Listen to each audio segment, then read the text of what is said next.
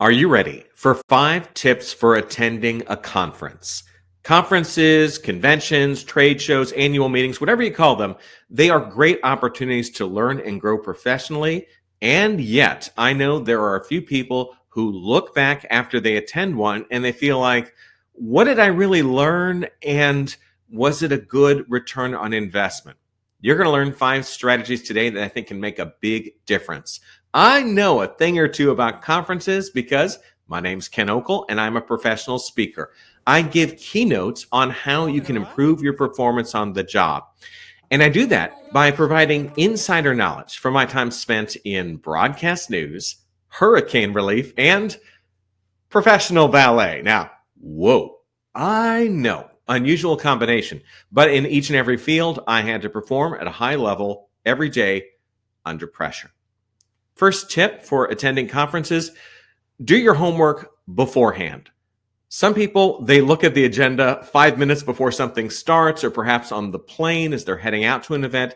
I think it's a good idea ahead of time when you're still in your office, look over the agenda and think about, is there a particular goal that you have for the event? Some sort of skill or technique or connection that you want to make?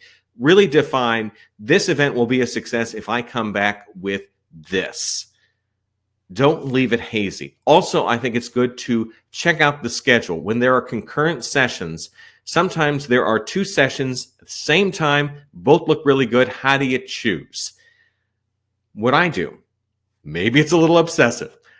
I'll look at the presenters, I'll Google them, I'll go to if they have a website or some other information about them to see if I can find out more about their point of view. And if one seems to be a little more interesting or they might be able to help me more, that's how I pick the session. You can't do that type of research in the hall when meeting rooms are filling up fast. I say do it ahead of time. You'll really benefit from this strategy. A little bit of homework pays off big time. Next, it's really good to get to know the venue, the hotel, the convention center. Spend some time walking around, get to know where the various rooms are, if certain things are in ballrooms, where are the breakout rooms, where's the Starbucks. Get to know all of these things. Also, think about if there are places that are really good to meet people, like landmarks. You run into someone, a friend or a colleague, you want to have a conversation later. It helps a lot if you already know some good places to meet. Hey, right by that escalator, let's meet at 4:00, or you can pick me up from this place, or let's have breakfast at this restaurant. When you know those landmarks ahead of time, you're not wasting time thinking, okay, where should we meet? And the 3rd door on the 4th floor, it gets confusing.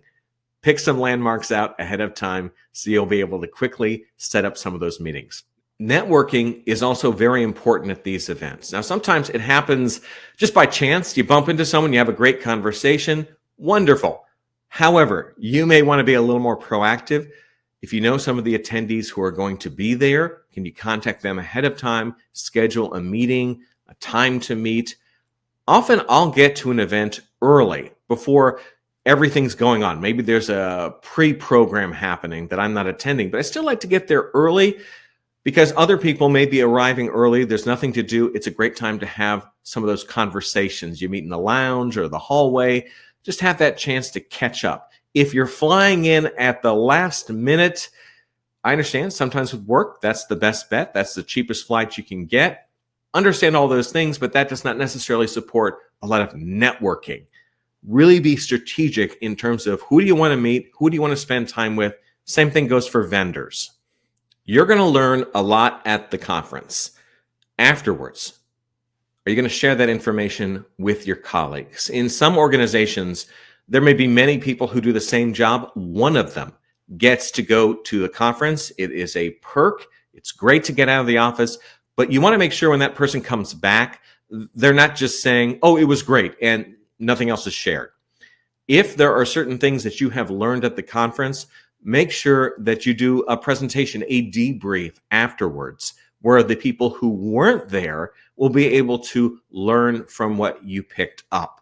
This is a great way to justify the expense for you going to the event. It's also a way to provide institutional knowledge. Don't just be one of those people who says, oh, it was great, and you kind of hold on to everything you learned.